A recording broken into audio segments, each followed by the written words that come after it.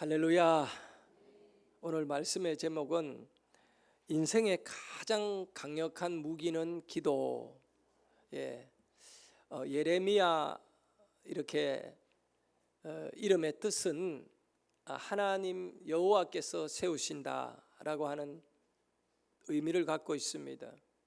세운다. 무너진 것을 세우는 걸 의미하는 것이지요. 사실 예레미야의 인생 전체를 살펴보면 살아생전에는 무너짐 밖에 없는 인생입니다. 나라가 망하고 무너졌고요, 자신의 인생과 또 주위의 모든 사람들이 다 무너졌습니다. 그들은 바벨론의 군대에 망해가지고 다 포로로 끌려갔습니다. 예레미야도 그 끌려가는 무리 중에 속한 인생입니다.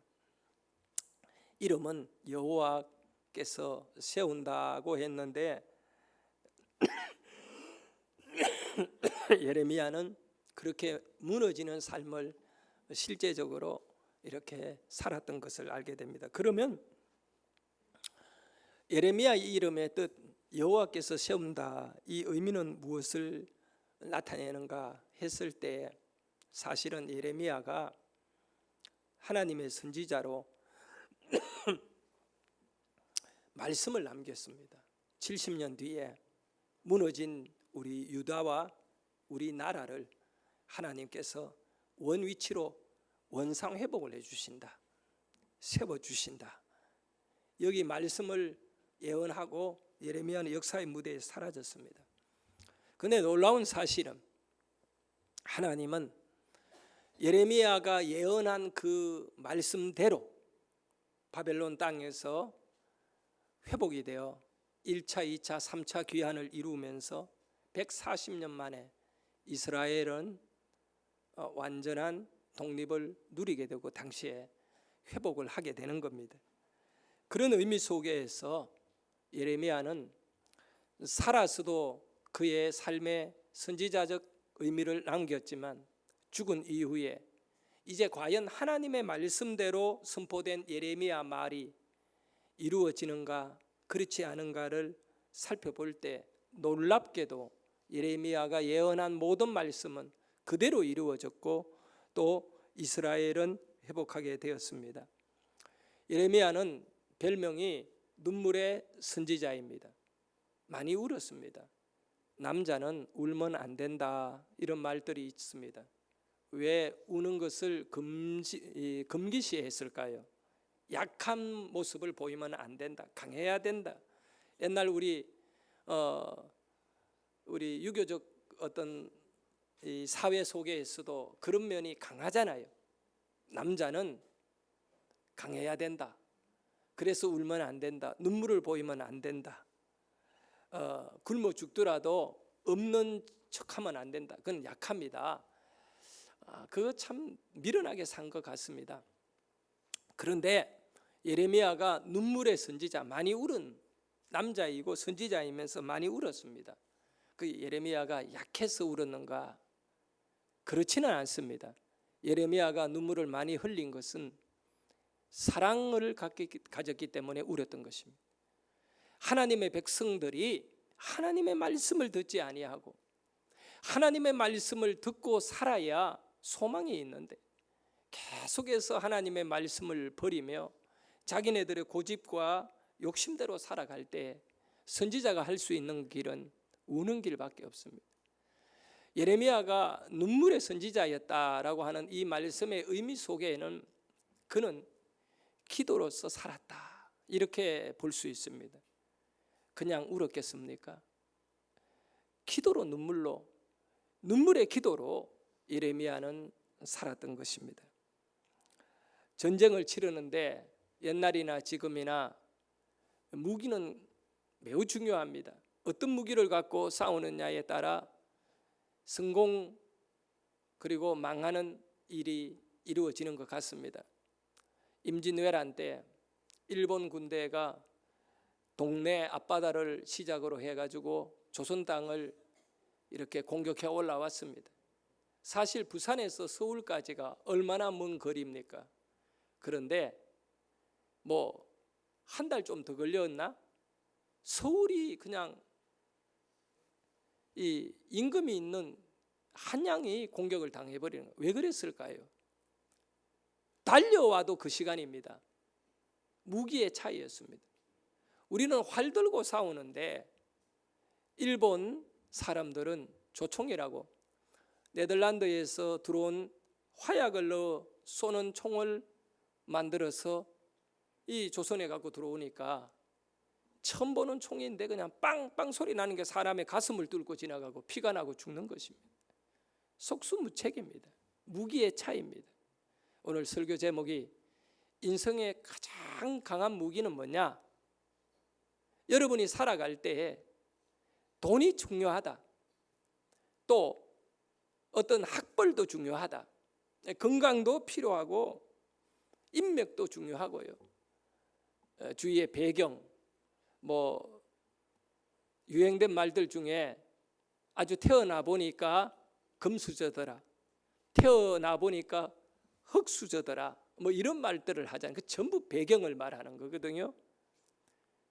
그런데 성경이 주는, 예레미야가 우리에게 들려주고자 하는 말씀의 의미는, 최고의 무기는 기도이다. 오늘 33장의 말씀의 의미는 바로 그겁니다.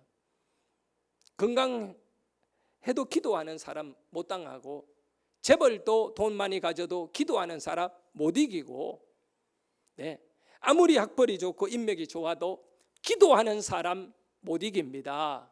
성도 여러분, 우리는 말씀을 통해서 정말 가장 강한 영적인 사람으로 기도의 사람이 가능하게 살게 된다는 것을 깨달으시고, 우리는 오늘 또 기도의 무기를 들 수 있는 그런 하나님의 자녀 될 수 있기를 축복합니다. 예레미야 33장 내용은 예레미야가 말년에, 이제 나라가 다 망해가는 직전에 왕의 궁중 안에 있는 감옥에 갇혀 있을 때에 하나님으로부터 메시지를 듣게 되는 겁니다. 그때 유다 왕은 시드기야였는데 아주 젊은 왕이었어요. 이 시드기야가 예레미야를 감옥 속에다가 가두었던 겁니다. 예레미야 33장 1절 읽어봅니다. 예레미야가 아직 시위의 뜰에 갇혀 있을 때에 여호와의 말씀이 그에게 두 번째 임하니라 이르시되. 두 번째로 예레미야에게 말씀이 임한 겁니다. 감옥 안에 갇혀 있을 그때에 두 번째로 임했습니다. 예레미야 1장에 보면 예레미야는 젊은 날에, 아주 20살밖에 안 된 이 젊은 날에 하나님의 음성을 듣고 선지자로 부름을 받습니다. 베냐민 지파의 그 영역에 사는 제사장이었어요. 이스라엘 중에 가장 약한 족속이 베냐민입니다. 그런데 그 아나돗이라고 하는 지역의 출신인데, 그 아나돗이 어떤 지역이냐 하면 망한 제사장들의 그 지역입니다. 그러니까 사실 예레미야는 족보를 따져 올라가 보면요, 다윗 때에 다윗의 아들의 반란을 일으키는 일, 그 일에 가담했던 제사장들이 있어요. 근데 다윗이 제사장은 못 죽이니까 그곳으로 보내버렸거든요. 그곳이 이 다윗 왕에게 반역을 들었던 제사장들이 유배간 곳이 바로 예레미야 조상이에요. 예레미야는 족보적으로 보면 망한 제사장 가문이 누구도 인정을 안 해줍니다. 그런 무명의 젊은 예레미야에게 하나님이 찾아와서 말씀합니다. 내가 너를 들어 사용할 것이고 너는 나의 말을 대언하는 선지자가 되라. 그때 극구 예레미야가 사양을 하는 겁니다. 하나님, 보낼 사람을 보내라고.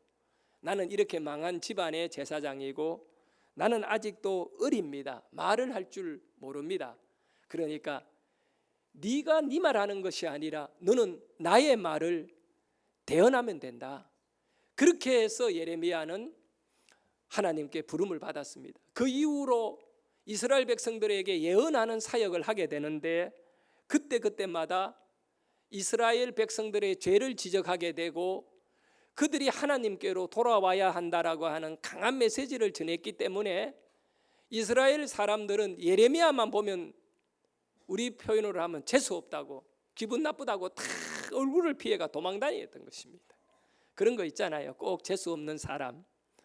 그런데 당시의 예레미야는 유대인들의 사회 속에서 재수 없는 사람으로 보였습니다. 자, 그러면 예레미야가 두 번째로 하나님의 음성을 들었는데 감옥 안에 갇혀 있을 그때의 첫 번째로 하나님의 음성을 들었을 때가 언제 있냐 하면 바로 앞장에 들어가면 예레미야 32장 1절 2절에 보면 그 내용을 소개해 주고 있습니다. 읽어볼까요? 유다의 시드기야 왕 열째 곧 느부갓네살 18째 해에 여호와의 말씀이 예레미야에게 임하니라. 그때 바벨론 군대에 예루살렘을 에워싸고 선지자 예레미야는 유다의 궁중에 있는 시내들에 갇혔으니. 네, 지금 예레미야는 시드기야 왕이 그 왕궁 안에 있는 이 감옥에다가 예레미야를 잡아 넣어버렸습니다. 왜 그랬느냐? 32장 3절의 내용을 읽어보도록 하겠습니다. 이는 그가 예언하기를 여호와의 말씀을 보라. 내가 이 성을 바벨론 왕의 손에 넘기리니 그가 차지할 것이며 유다의 왕 시드기야는 갈대인의 손에서 벗어나지 못하고 반드시 바벨론 왕의 손에 넘겨진 바 되리니 유다 왕 시드기야가 이르되 내가 어찌하여 이같이 예언하느냐 하고 그를 가두었음이었더라. 뭐 성경을 읽어보면 내용이 아주 선명하게 잘 기록되어 있습니다. 예레미야는 하나님의 계시를 받아서 이스라엘 백성들에게, 특별히 유다 왕에게 그대로 전달했던 겁니다. 유다는 망한다. 바벨론이 우리를 다 점령해 버릴 거고, 그리고 우리를 바벨론으로 포로로 끌고 갈 거니까 굳이 싸우려고 하지 마라. 싸워봤자 그 희생만 있을 뿐이다. 그건 하나님의 뜻이다. 그러니까 시드기야 왕이나 신하들이 하는 말이, 네가 하나님의 선지자라면서 어떻게 망하는 얘기를 하느냐, 이렇게 합니다. 예? 어떻게 망하는 이야기를 하느냐? 하나님 능력이 있는데 왜 우리를 망하게 내버려 두느냐? 사실은 여러분 이걸 아셔야 돼요.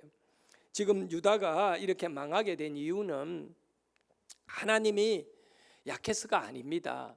그들이 돌이키는 시간을 놓쳤기 때문에 그렇습니다.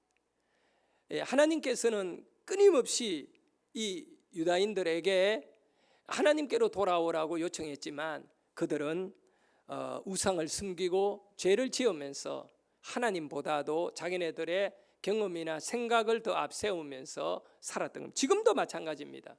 하나님이 아무리 항복해라 해도 항복 안 하잖아요. 그것이 그들의 잘못된 신앙인 줄 알고 있다는 겁니다. 예레미야는 말씀을 전했다가 그 왕의 감옥에 갇혔습니다. 그 왕의 감옥은 지하에 있는 거고요, 깊은 감옥입니다. 그렇기 때문에 그곳에는 불을 켜주지 않습니다. 오히려 깜깜한 감옥에 죄수를 가둬 놓고 이 공포와 불안에 떨도록 만들어 놓습니다. 이 감옥에 갇혀 있는 동안 빛을 볼 수 있는 시간은 유일하게 이 간수들이 이 죄수에게 음식을 주려고 횃불을 들고 들어올 때, 아니면 면회가 와서 사람을 만나야 될 그때 잠시간 이런 불을 볼 수 있고, 그 외에 하루 종일 깜깜한 어둠 속에 홀로 이렇게 버려져 있는 깊은 감옥이었습니다. 그 어둡고 정말 절망적인 감옥 속에서 예레미야에게 하나님의 음성이 들려온 것입니다. 여러분, 하나님의 말씀은 시편에도 기록되어 있습니다마는 내 발의 등이요 내 길에 빛이 되어 주십니다. 그 어둠 속에 있는 예레미야, 절망 가운데 놓여 있는 예레미야이지만 하나님의 말씀이 예레미야에게 임하고 있는 겁니다. 2절과 3절의 말씀에 보면 하나님은 예레미야에게 이렇게 말씀해 주십니다. 읽어봅니다.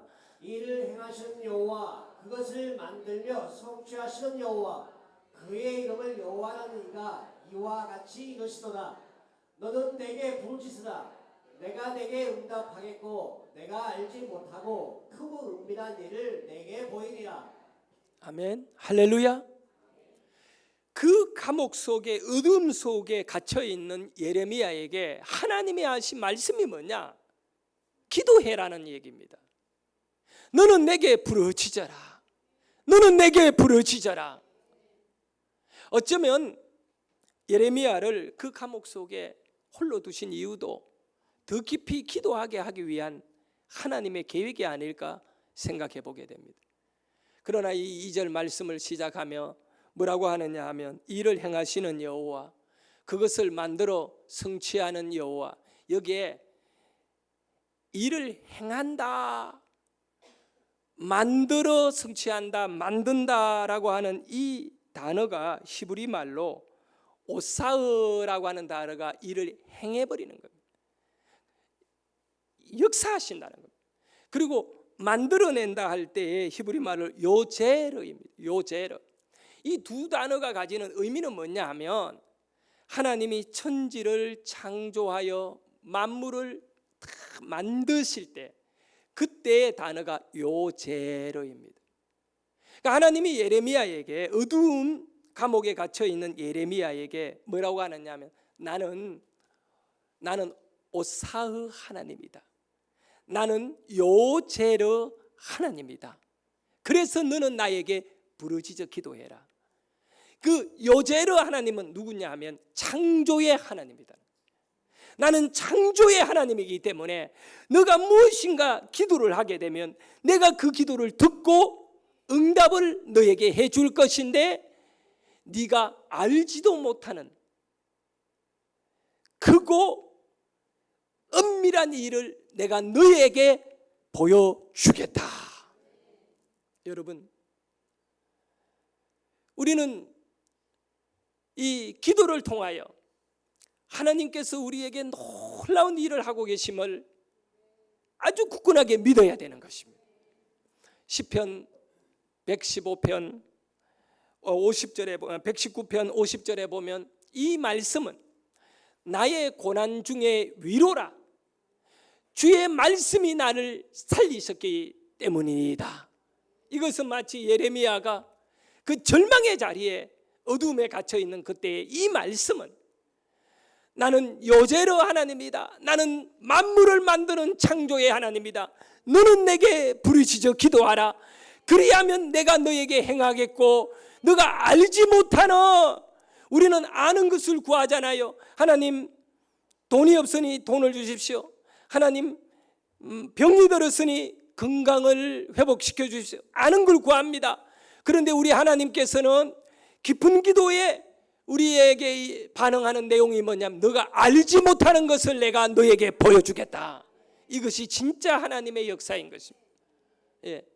그래서 시편 119편 이 말씀과 같이 정말 이 말씀은 예레미야에게 있어서 예레미야를 살려주시는 말씀, 예, 그 고난 중에 하나님의 말씀이 그를 여러분들도 힘들고 어려울 때 정말 예레미야와 같이 세상의 모든 것을 다 이렇게 분리시키시고 하나님께 음성 듣기를 원하십시오.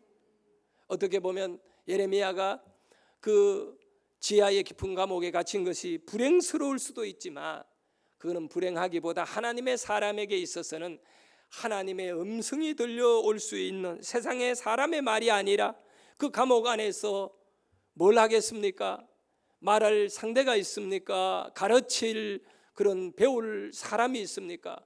그런 예레미야가 그곳에서는 하나님만 바라볼 수밖에 없는, 기도할 수밖에 없는 자리인데 하나님은 여전히 예레미야에게 기도해라.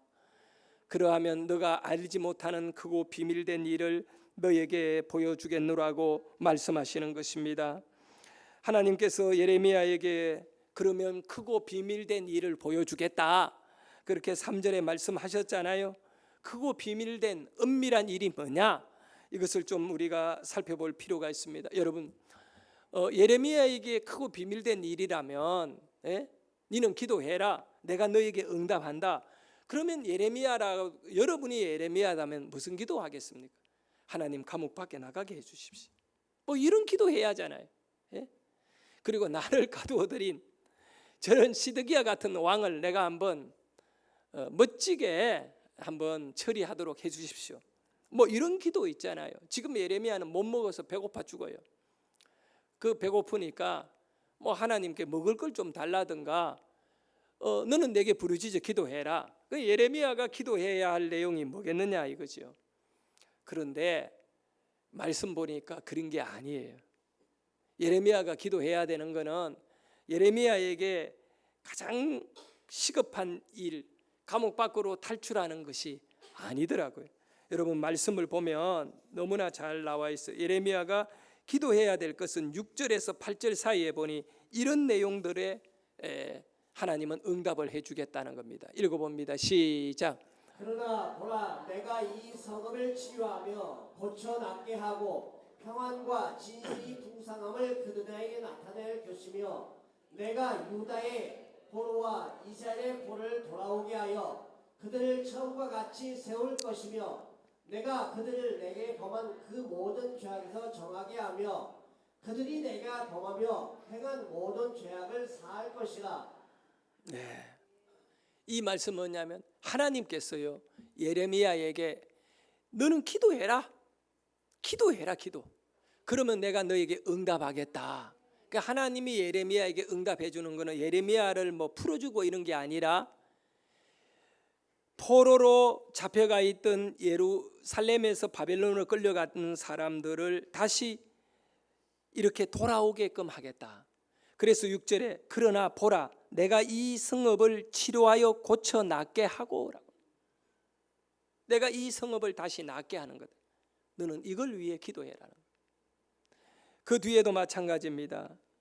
유다의 포로와 이스라엘의 포로들을 돌아오게 하여 그들을 처음과 같이 세울 것이며 내가 그들을 내게 범한 모든 죄악에서 정하게 하며 그들이 내게 범하며 행한 모든 죄악을 뭐 한다고요? 사할 것이다. 크고 은밀한 일은 죄를 사해 주시는 거예요. 이거를 네가 보게 될 것이다. 그러니까 기도해라. 사실 예레미야가 왕의 감옥에 갇혀 있는 이 순간은 어떤 상황이냐 하면 예루살렘 성 밖에는 1년 6개월째 바벨론 군대가 포위하고 있었습니다. 그리고 모든 사람의 출입을 다 이렇게 막았기 때문에 성 안에 있는 사람들은 굶어 죽게 되었습니다. 아주 어려운 상황입니다. 그래서 심지어 사람들이 이 죽은 아이를 삶아서 먹기도 하고요. 이 말할 수 없는 비참한 상황이 성 안에 이루어지고 있습니다. 그런데 왜 스드기야 왕은 항복하지 않았느냐 하면 애굽을 믿었기 때문에 그렇습니다. 이 바벨론이 공격해 올 때 왕은 신하를 애굽에 금을 사서 보냅니다. 애굽 군대가 우리를 도와주면 우리가 이런 금을 다 우리가 갖고 있는 성전의 금이나 궁의 금을 당신들에게 줄 테니까 도와달라. 근데 사실은 애굽이 올라와서 이렇게 돕고 유대를 또 하나의 이런 조공을 받을 수 있는 것으로 만들고 싶었지만 그때 역사적 상황에 애굽이 국내적으로 어려운 문제에 직면해 있었습니다. 그래서 시드기야의 계획대로 되지를 않았습니다. 애굽 군대가 올라와서 바벨론과 싸워줬다면 이 유대가 안 망할 수도 있거든요. 그런데 그런 기대는 일어나지 않았던 것입니다. 계속 하나님의 말씀은 항복해라. 애굽을 의지하지 말고 이제 항복하는 것이 너희들이 살 길이다.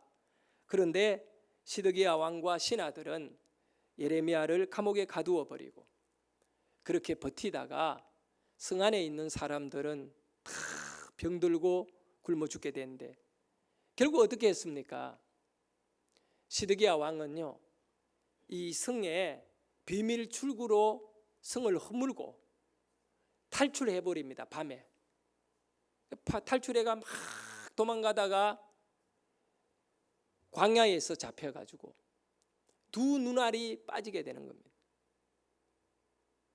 젊은 22살인가 아마 그랬을 거예요. 두 눈알이 다 빠진 상태에서 이 성은 함락되고 모든 이런 가족들과 이 예루살렘에 있던 사람들, 예레미야도 마찬가지입니다. 이렇게 묶여가지고 바벨론으로 옮겨가는데 그때 하나님께서 예레미야를 이렇게 몸을 풀어주게 됩니다. 감옥에 갇혀 있는 예레미야는 아마도 바벨론 사람이 볼 때에도 좀 유대 왕에게 정상적인 관계는 아니다는 걸 아마 알았나 봐요. 성도 여러분, 여기서 6절에 그러나 보라 내가 이 성읍을 치료하여 고쳐 낫게 하고 라고 하는데 여기 이 그러나가 중요한 것입니다. 네가 기도하면 그러나 이거 모든 것 다 바뀌어진다는 겁니다. 우리에게 있어서 대반전이 일어나는 그러나는 기도한 사람에게 이루어지는 일인 줄 믿습니다. 여기 치료해 주겠다, 예루살렘을 치료하여 고쳐주겠다 할 때 치료한다는 단어가 이 히브리 말로 아루카, 이 아루카라고 하는 단어는 원상 회복을 해주겠다, 처음의 상태 그 모양으로 돌려주겠다는 거예요. 유행가를 부를 때 내 청춘을 돌려다오 하는데 절대 청춘은 돌려받지 못합니다. 그렇습니다. 제가 지난 주일날 저녁에 울산에 있는 교회에 가서 설교를 했습니다. 그런데 엘리베이터 안에다가 이제 저 사진이 붙여져 있는 그 강사 속에 이 포스터가 딱 붙어 있어요. 그런데 그 담임 목사님이 웃으면서 내 얼굴을 보며 하는 말이 뭐냐면, 김 목사님 이 사진 20년 전에 거네. 20년 전에 거네. 내가 보니까 나는 20년 전에 거로 안 보이는데 그 목사님이 20년 전에 사진이네 그런 거예요. 보니까 나 맞아요. 그런데 그분은 그 사진을 보고 20년 전에 사진이대. 나는 이해가 가지를 않아. 그래 내 이야기, 그거 몇 년 전에 찍은 거예요. 아니대, 20년 전에 거대. 이렇게 그래 젊은 사진을 갖다가 이렇게 주면 어떡하느냐. 그 사실 2년 전에 찍은 사진이거든요. 그래 내가 곰곰이 생각을 했습니다. 2년 전에 하고 1년에 10년씩 2년에 나는 20년에 늙어버렸나 보다. 여러분, 돌려받을 수 없습니다. 돌려받을 수 없습니다. 절대 돌려받을 수 없습니다. 그런데 하나님은 가능하신 분입니다. 아루카를 가능하게 하십니다. 여러분, 세상을 통하여 돌려받으려고 하지 마십시오. 예? 가족에게 돌려받으려고 하지 마십시오. 하나님께 기도하십시오. 우리를 아루카 시켜줄 수 있는, 원상으로 모든 삶을 회복할 수 있는 것은 하나님밖에 없습니다. 그래서 우리는 하나님께 기도해야 하는 줄 압니다. 자, 저는 결론을 맺으면서 예레미야가 기도한 대로 나중에 70년이 지난 이후에, 140년이 지난 이후에 유대인들은 1차, 2차, 3차로 나누어서 완벽하게 유대로 돌아오게 됩니다. 아루카를 이루게 됩니다. 이 사건은 요나서의 말씀과 함께 너무 놀라울 정도로 요나 선지자가 하나님의 음성을 들었을 때 기분이 좋지 않았어요. 선지자가 하나님 말씀을 들으면 기뻐야 되는데, 왜냐하면 자기네들을 점령하고 있는 나라를 니느웨에 가서 회개를 촉구해서 그 성을 살려내라는 메시지를 줬거든요. 마음에 들지 않는 거. 원수가 망해야 되는데 원수를 도와라고 하는 메시지를 들었을 때 요나는 민족주의였어요. 그래서 비록 하나님의 말씀이지만 그 말씀의 정반대 방향으로 가려고 배를 타고 도망을 가다가 결국은 풍랑을 만나고 바닷물에 던져지게 되는 겁니다. 그때 큰 물고기가 기다리고 있다가 대기된 거지요. 요나를 삼켰습니다. 요나가 물고기 뱃속에 들어갔습니다. 죽어야 됩니다. 죽지를 않습니다. 왜 안 죽었느냐? 그거 따지지 마세요. 성경에는 죽지 않았대요. 3일간을 그 물고기 뱃속에 있습니다. 요나 2장 1절에 보면 이렇게 기록되어 있습니다. 요나가 물고기 뱃속에서 그의 하나님 여호와께 뭐 하였다고요? 기도. 그때서야 요나는 기도했습니다. 여러분, 이스라엘 백성들을 우리 하나님께서는 왜 바벨론으로 끌려가도록 의도적으로 그렇게 하셨는가? 하나님이 능력이 없어 이스라엘을 못 도운 것 아니거든요. 이유는 간단합니다. 그들이 영적으로 무너졌기 때문에 원상 회복을 시켜야 되는데 원상 회복을 위해서는 반드시 기도가 필요했던 것입니다. 그런데 그들을 그 유대 땅에 그대로 내버려 두고는 도저히 기도를 하지 않습니다. 회개의 기도를 하지 않습니다. 그러면 어떻게 해야 되나요? 그들을 완전히 흩어버려야 됩니다.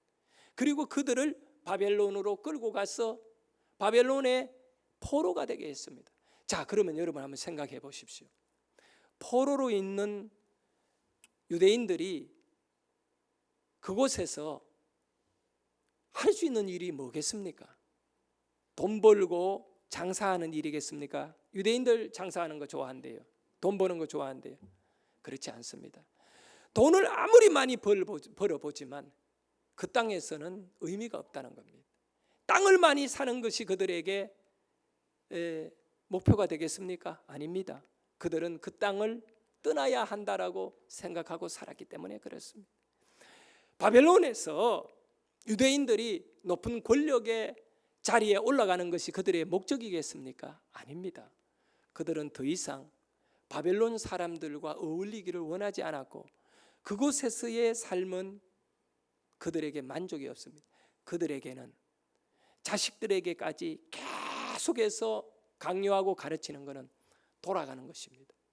그러면 돌아가기 위해 할 일은 무엇입니까?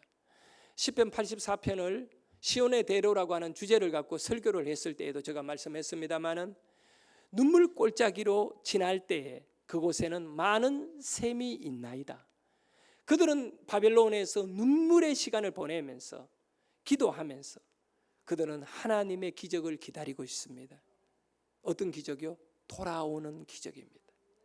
그러니까 하나님께서 이스라엘을 망하게 하신 것은 그들이 바벨론 땅에서 70년 그리고 140년이 되도록 기도하게 만드셨던 것입니다. 성경에 보면 잘 나와 있잖아요. 우리가 그 바벨론 땅 강가에서 수금을 버드나무에 걸어놓고 울었도다. 기도했다는 겁니다. 그들의 눈물은 기도를 의미합니다. 여러분, 우리도 마찬가지입니다. 이 요나가 물고기 뱃속에서 기도하는 것입니다. 그 전에는 정신을 못 차린다는 겁니다. 물고기 뱃속에 들어갔을 때에야 회개의 기도를 했던 겁니다. 그리고 하나님께 바로 살겠노라고 이렇게 다짐하게 됩니다. 그러면 그렇게 기도한 요나에게 어떤 일이 일어나느냐? 3장 1절 읽어봅니다. 요나서 3장 1절 시작. 여호와의 말씀이 두 번째로 요나에게 임하니라 이르시되. 저는 두 번째로 하나님의 말씀이 임했다라고 하는 이 내용이 요나서를 읽으면서 깊이 깨닫게 됩니다. 예레미야가 시위대 뜰 안에 감옥에 갇혔을 때 두 번째로 말씀이 임하였다. 이 두 번째 말씀은 큰 기회를 주는 것입니다. 예레미야가 감옥 안에 있을 때 하나님이 너는 이제 기도하게 되면 기회를 주는 겁니다. 기도하게 되면 내가 응답을 해주겠다. 네가 알지 못하는 은밀한 일을 내가 너에게 보여주겠다. 기회를 준 것입니다. 요나에게 두 번째 임한 하나님의 이 말씀은 기회를 줍니다. 이때는 언제냐면 요나가 해변에 물고기가 요나를 토해냈습니다. 토해냈는데 요나는 반대 방향으로 배를 타고 도망갔는데 물고기는 정확하게 니느웨로 갈 수 있는 해변에다가 요나를 토해낸 거예요. 물고기가 배달시킵니다. 여러분, 배달의 민족 최고의 배달은 물고기 배달. 이 배달회사 로고는 물고기 걸어야 돼. 이보다 더 완벽하고 놀라운 배달은 없다. 그래서 요나를 물고기가 요나가 물고기를 토한 게 아니고 물고기가 요나를 토해 가지고 딱 해변에 도착했을 때 두 번째로 하나님께서 요나에게 임하기를 너는 니느웨 성에 가서 외쳐라는 겁니다. 본질적인 사역을 하라고 기회를 주셨던 것입니다.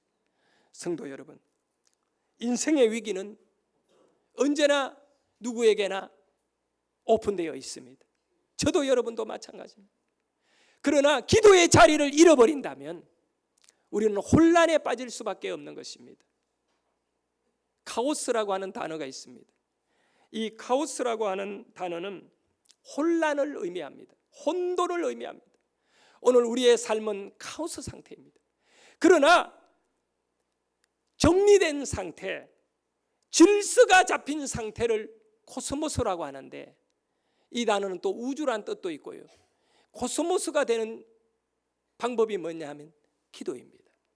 카오스의 사람은, 카오스의 이스라엘은 기도를 하게 되면 코스모스의 상태로 바뀌어지는 것입니다.